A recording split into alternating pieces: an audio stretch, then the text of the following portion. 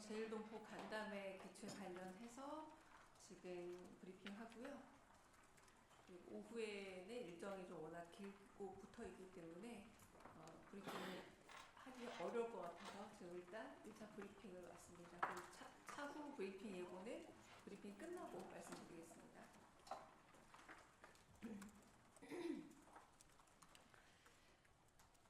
이재명 대통령 제1동포 간담회 개최 관련해 브리핑하겠습니다. 강유정 대변인입니다.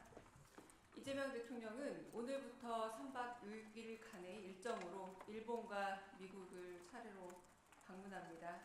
현재 일본을 방문하고 있는 이재명 대통령은 오늘 오후 일본 도쿄에서 현지 동포 약 200명을 초청해 간담회를 가졌습니다. 오찬을 겸한 오늘 간담회에는 동포 사회에 다양하게 기여해온 분들이 자리를 함께했습니다. 이 대통령은 격려사에서 양자 방문의 역사 중 한국 정상이 일본을 가장 먼저 방문한 것은 처음이라 그 의의를 밝히며 광복 80주년과 한일 국교 정상화 60주년을 맞아서 제1동포 여러분들이 걸어온 길은 조국의 아픔, 굴곡, 그리고 성장을 함께 해온 대한민국 현대사에서 결코 분리할 수 없는 역사라고 말씀하셨습니다.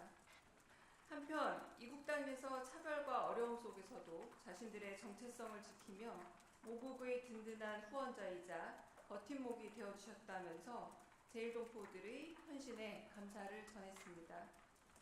또한 한일 양국은 앞으로 진정한 이웃이자 중요한 동반자로 함께 나갈 것이라며 동포사회가 한일 관계의 안정적 발전을 위해 든든한 버팀목이 되어달라 당부했습니다.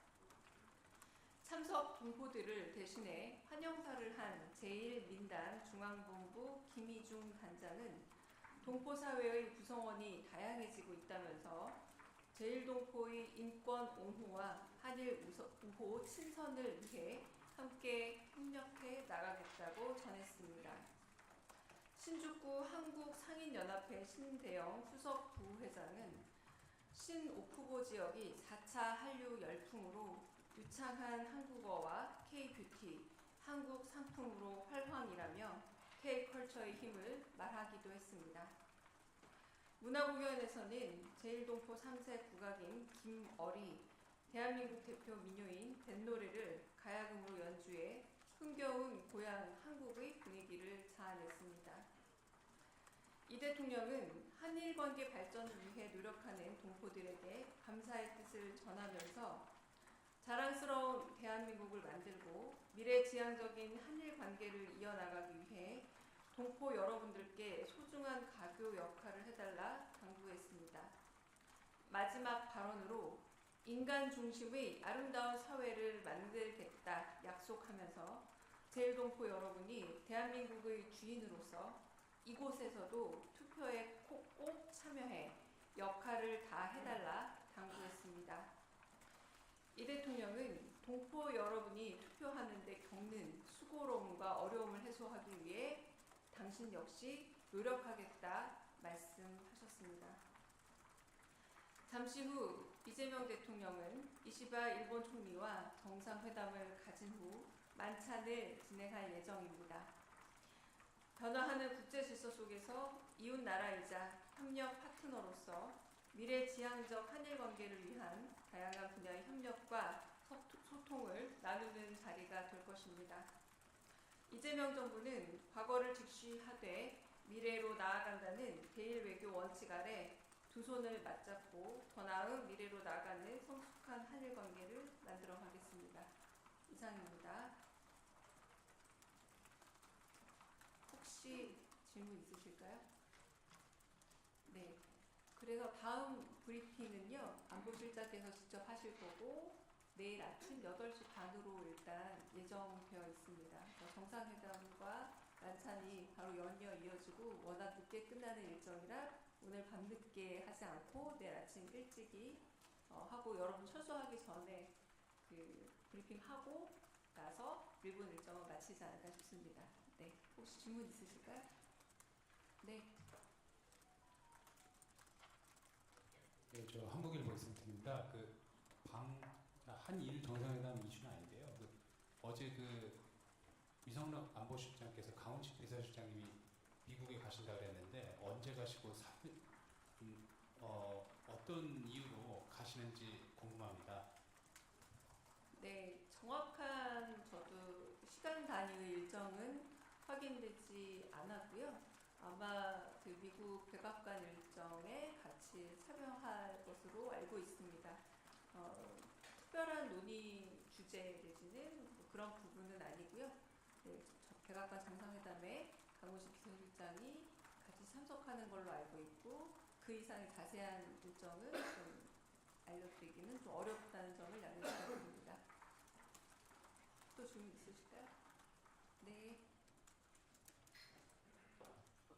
네, 이투데이 문선영 기자입니다. 일본 언론에서 이번 정상회담에서 일본산 수산물 수입 규제를 완화를 요구할 거라고 얘기가 나오고 있는데 이게 공식 의제로 올라갈지 좀 궁금합니다.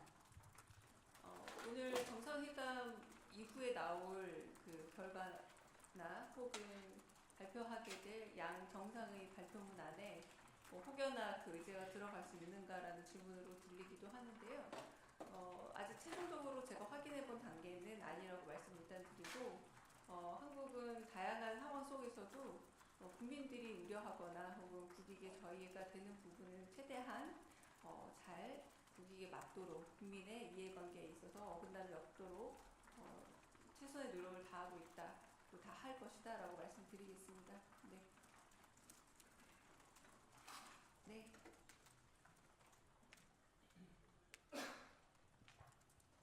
예, 서울경제 송종우 기자입니다. 말씀 주신 것 중에 대통령께서 동포들의 투표의 어려움을 해소하기 위해 노력하시겠다라고 했는데 구체적으로 어떤 노력이실까 궁금하고요. 또 인간 중심의 아름다운 사회를 만들겠다고 말씀하시고 투표를 강조하셔서 어떤 맥락에서 나온 말씀인지 궁금합니다.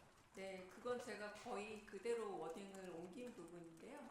마지막 말씀을 부탁했을 때 아름다운 인간 중심의 아름다운 사회로 한국 사회를 만들도록 노력하겠다라고 말씀하시면서 그렇게 아름다운 나라를 대한민국에서 대통령으로 만들 테니 여러분 역시도 대한민국의 또 다른 주권자로서 일본에서 꼭 투표해달라, 재외동포로서 투표해달라라고 말씀하시고 일본은 그래도 가는 수고로움이 좀 덜하지만 다른 특히 국민권이나 혹은 유럽 같은 경우는 굉장히 멀리 1박 2일도 가서 투표하는 경우도 있다고 하더라. 그 부분에 있어서 어려움과 수고로움을 덜어서 재외동포분들이 가지고 있는 주권자로서의 역할과 의미를 살리도록 하겠다라고 마무리 말씀을 하신 걸 제가 거의 축약을 했지만 거의 전부 다 전해드린 거라고 보시면 됩니다.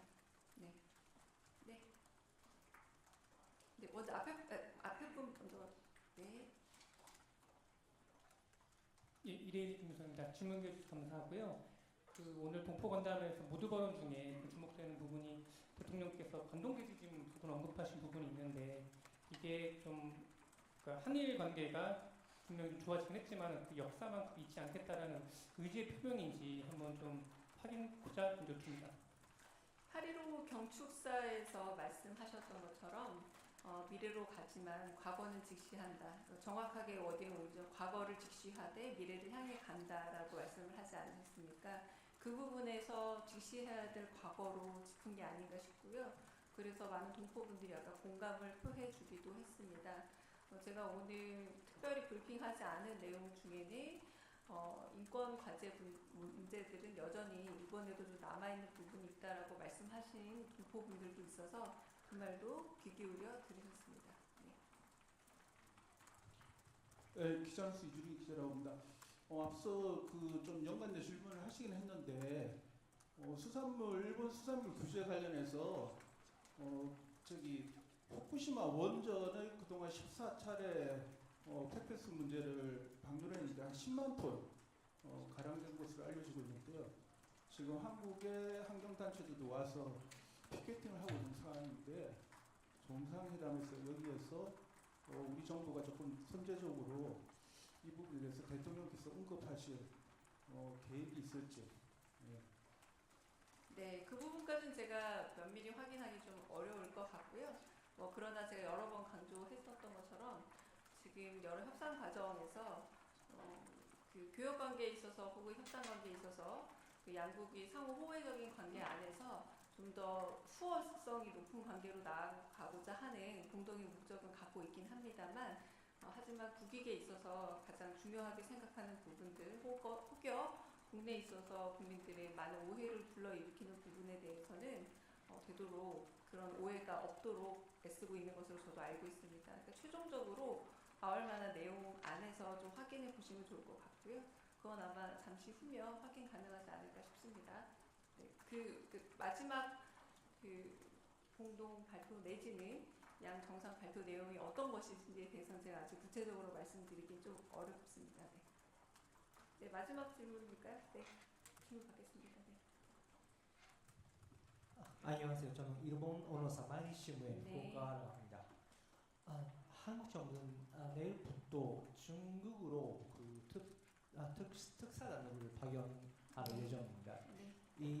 이것은 어떤 의의가 있으세요? 그리고 만약에 좀 사이가 너무 좋게 중국하고 사이가 너무 좋게 하시면 좀 미국이 좀 신경 쓸 수도 있긴 한데 이 부분에 대해 어떻게 생각하십니까? 네.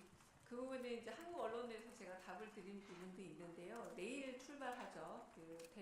중국의 특사라고 할 수 있는 한국의 특사분들이 내일 출발하시는데 이로 인해서 이제 원래는 일본과 미국도 특사가 예정되어 있었습니다만 정상이 직접 방문하는 계기로 특사는 특별히 일본과 미국은 가지 않습니다. 그러나 한국의 인접 국가로서 이웃 국가로서 이제 중국과 왜 특사를 보내게 된 가장 중요한 것은 저희가 불법 계엄과 쿠데타로 인해서 정상 외교가 한동안 멈춰 있었습니다. 그래서 정상 외교가 제대로 작동 중이고 복귀했음을 알리는 중요한 신호고요. 그리고 그 부분에 있어서 마지막 마무리 특사로서 8월 말 한국과 일본의 정상회담 그리고 중국 특사를 마무리함으로써 한국의 외교가 정상 복귀했다, 정상 가동 중이다라는 알리는 시그널로 선택했다라고 보시면 되지 않을까 싶습니다. 네. 특별히 질문 없으시면 여기서 마치겠습니다.